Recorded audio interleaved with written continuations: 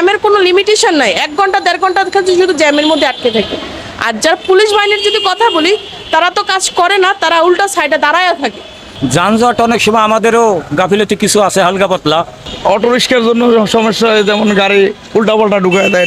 জ্যামজটের জন্য কোথাও টাইমলি পৌঁছানো যায় না। ট্রাফিক পুলিশ যদি তাদের দায়িত্ব ঠিকভাবে পালন করে তাহলে জ্যামজট মুক্ত ঢাকা আমরা দেখতে পারবো ইনশাআল্লাহ।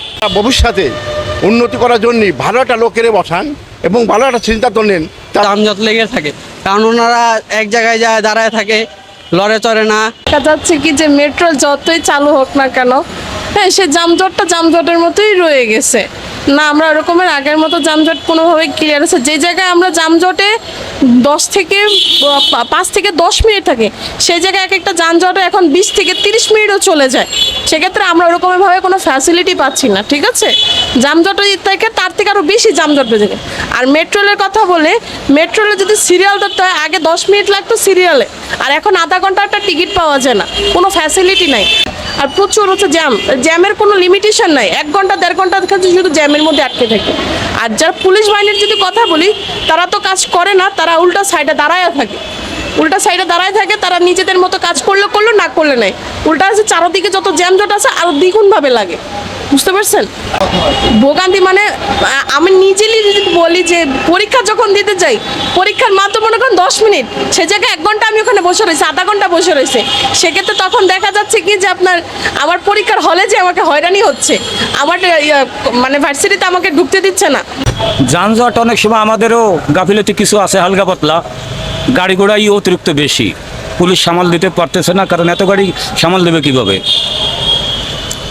অটো রিক্সার জন্য সমস্যা হয়, যেমন গাড়ি উল্টা পাল্টা ঢুকায় দেয়, ডানে দিয়ে ঢুকে বামে দিয়ে ঢুকে, হঠাৎ করে গাড়ি ব্রেক করতে হয়, চাক্কার ভিতরে লেগে ওদের গাড়ি নষ্ট হয়ে যায়, আমাদের জরিমানা দিতে হয়, ড্যামেজ দিতে হয়, এই আর কি সমস্যা হয় আমাদের। চাওয়াটা আমাদের অটো চলুক, কিন্তু অটো মেন রাস্তা জানি কম চলে, সীমিতভাবে চলে। মেন রাস্তা জানি ওইভাবে না চলে, মেন রাস্তা চলে দুর্ভোগ আমাদের আর কি পোয়াইতে হয়। ট্রাফিক পুলিশ যদি তাদের দায়িত্ব ঠিকভাবে পালন করে তাহলে জ্যামজট মুক্ত ঢাকা আমরা দেখতে পারবো ইনশাআল্লাহ। আমরা চাচ্ছি প্রত্যেকেই তার দায়িত্ব পালন করুক, ট্রাফিক তার দায়িত্ব পালন করুক, পুলিশ তার দায়িত্ব পালন করুক। প্রত্যেকের দায়িত্ব পালন করে, এবং যাত্রী হিসাবে আমাদেরও একটা দায়িত্ব আছে। আমরা ফুটপাথ ব্যবহার করব, ওভারব্রিজ ব্যবহার করব।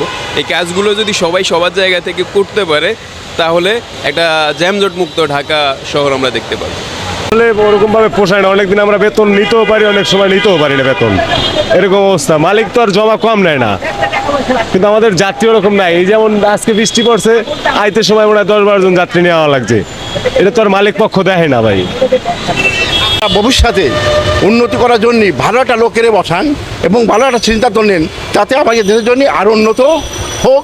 এটা আমিও চাই, আপনিও চান। আগের বাহিনীরা খালি টাকা পয়সা খাইতো, চাঁদাবাজি করতো, হ্যান ত্যান, এখন আর ওইটাও নাই। সরকারের কাছে চাওয়াটা হলো দেশটা যেন সুন্দরভাবে চলে, টাকা পয়সা লুটপাট যেন আগের মতো না হয়, যেন সুন্দরভাবে দেশটা পরিচালিত হয়, চাঁদাবাজি না হয়, যেন শান্তিতে আমরা বসবাস করতে পারি। এখন আগে তো মানে আমাদের কোনো বাকস্বাধীনতা ছিল না, এখন বাকস্বাধীনতা হয়েছে, নিজের মনের আবেগ ভুললে বলতে পারতেছি। সবাই আস্তে আস্তে রেগুলার হচ্ছে, কারণ এত বড় একটা কারেন্সি চলে গেছে আমাদের মাঝখান থেকে, তো সেইটা থেকে পার হয়ে উঠতে আমাদের একটু সময় লাগবে। কিন্তু এখন আস্তে আস্তে সবাই ক্লাসরুমে ফিরতেছে, ক্লাস করতেছে, এক্সাম দিচ্ছে। তাও অসুবিধা হচ্ছে, রাস্তায় তাও যানজট লেগে থাকে, কারণ ওনারা এক জায়গায় যায় দাঁড়ায় থাকে, লড়ে চড়ে না। মনে করেন আরও রিক্সা এগুলায় সব কিছু দাঁড়ায় থাকে, লড়াচড়া করে না। ওনারা যেইভাবে পারে ওইভাবে লেন অনুযায়ী থাকে না। ঢাকা শহরে জ্যামজট আসলে খুব একটা সমস্যা ব্যাপার। জ্যামজটের জন্য কোথাও টাইমলি পৌঁছানো যায় না। যেমন আমি বের হয়েছি বাসা থেকে অনেক টাইম আগে, আস্তে আস্তে অনেক লেট হয়ে গেছে।